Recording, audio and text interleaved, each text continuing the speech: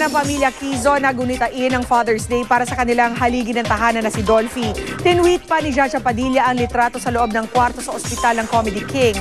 Ang paderna ng kwarto na puno ng mga mensahe ng pagmamahal at pagsuporta.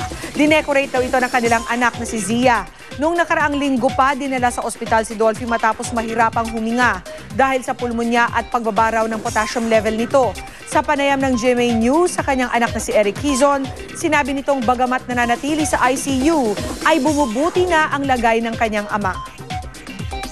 Ngayon, okay na yung potassium level niya, wala na siyang pneumonia, and he's breathing on his own. So that's actually really good news for us.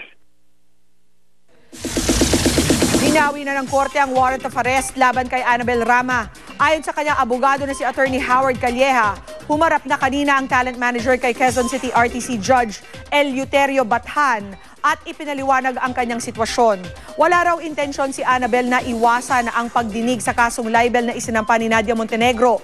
Naglabas ng warrant last week dahil sa hindi pagsipot ni Annabel sa arraignment ng kaso. Tumanggi munang magkomento si Nadia. Dagsa ang mga nangangarap maging artista sa auditions ng Season 2 ng Protégé, The Battle for the Big Artista Break.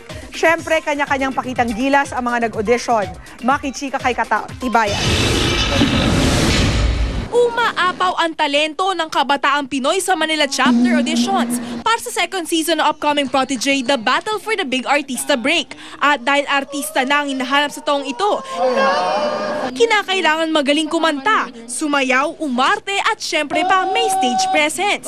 Isa sa mga aspiring artista, ang 13 years old na si Micah Jackson. Gusto raw niya sumunod sa yapak ng kanyang idolo, ang primetime queen na si Marian Rivera. Hindi lang sa drama siya bumida, gumiling-giling din siya parang si Marian. Lumabas pa ang taga-Baguio na si Terence Dilla. Kaya raw niyang suyuin ng fans sa kanyang alading Dong Dantes na appeal. Binigla rin ng ilang aspirants ang judges. May nag-fire dance at may nagpiano ala Alicia Keys. Present sa audition ng Protégé Season 1 finalist na sina Lira Bermudez, Lovie Embuscado, Nomer Limatog, Jensen Tenyoso, Denise Barbacena at syempre ang Protégé winner Criza Neri. Payo ni Criza sa mga nag-audition. Don't be too overconfident, parang ganon. Huwag masyadong maano sa sarili mo na napakagaling ko. Pero no, yes, sabihin mo sa sarili mo na, okay, nagtitiwala ako sa talento ko, ganyan. Sa tindig at postura, mas confident na si Lovely. Utang daw niya ang galing niya sa mga aral na natutunan niya sa Protégé. Ayaw ko pong maging si Carla Villana para kay Richard Gutierrez. Well, syempre, unang-una kailangan may talent talaga at dapat may character. Very important din na meron siyang itsura. Gwapo siya, maganda siya. Simula alas 9 ng umaga bukas, tuloy pa rin ang audition sa SM Mall of Asia Music Hall. Ang premyong pamimigay aabot ng 12 million pesos at magkakaroon ng tsansa makasama sa roster ng GMA Prime Stars. Katatibayan updated sa Showbiz Happenings. At yan po mga buwan naman kong Chika for the Week. Tutok uli bukas for the hottest in showbiz. Dito lang sa Chika Minute. Ako po si Pia Guanyo. Mel? Teka muna, bago tayo mamaalam, ha? Naku, balitaan mo muna kami. Hawak-hawak mo yung ultrasound paper here. Ito na O, nga. explain mo. Nako, Pakita mo sa kanila. huling-huli na siya. Oo nga. Ano siya? Nung umpisa, Tita Mel, ayan siya, nagtatago pa siya, Ayaw niya magpakita ng face. Hindi pa masyadong nakikita yung mukha dyan, eh, no? Pero, tapos, tsinaga namin siya ng tsinaga hanggang sa magpakita na siya ng kanyang face. ayan. Teka. Ito mas maganda. Ayan yung nagtatago pa siya, Tapos, tsinaga namin siya. Ayan, nakita na namin. Ayan, nakikita yung face. Na maganda ang kanyang ilong. Oo.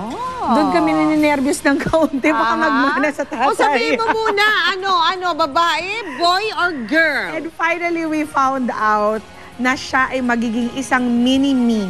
Mini you. So, it's going to be a girl. It's going to be a girl. Anong naging reaction yung mag-asawa? No, for the first time, ha? Nakita mo yung hugis ng anak ninyo. Oo. May crying ba? May ganun ba? Meron ganon? Si Steve lang kinabahan kasi sabi niya, naku, patay ako. Bakit ba? Patay ako sa inyong dalawa. Kasi dalawa kami, isa lang Akala siya. ko, sabi niya, pambayad utang daw pag babae. Naku, Hindi, good boy naman. Good yun. boy naman. Wala naman siyang utang na kailangan bayan. Ay, kamusta daw ang baby? Very well, Tita Ayan, Mel. ha? very, very well. Wala siyang congenital Aha, problems. very good. Her weight is fine. Aha. She has 10 fingers, 10 toes. So I'm very thankful that she's very ikaw healthy. naman, how are you feeling? Ngayon, ang laki-laki na. Ang bigat na niya. Hindi lahalatan. No, hindi Magaling lang halata. mag-magic. Oo, totoo. Pero I'm doing very well. Tita Mel. In fact, Hindi ka nakaporma na siya. Gusto na yata niyang lumabas. At kailan lalabas? Kailan? In 2 more months. 2 more months. Kasi 7 ngayon, months alam na nyo na, kami. babae na. Yes. Meron na ba kayo na-consider ng mga pangalan sa baby? Hindi nga kami ready. Hindi pa kayo ready? Actually, ready kami sa pangalang panglalaki. Hindi ko papalitan nyo. Pagka nag-decide na kayo, dapat dito na muna malalaman yan, Of course. kung anong pangalan Tita yan. Mel. Wow, congratulations sa iyo, Pia. Thank you. And also to Steve. Steve, congratulations. At yan po ang mga balitang aming tinutukan sa nakalipas sa 24 oras. Maraming salamat sa inyong pagtitiwala. Sa ngalan ni Mike Enriquez, Ivan Mayrina, at Pia Guanyo, sama na natin ang ating baby girl dito.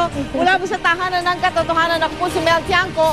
Ito ang GMA. Walang kinikilingan, walang pinoprotektahan, walang kasinungalingan. Serbisyong totoo lamang at dahil hindi natutulog ang balita, nakatuto kami 24 oras.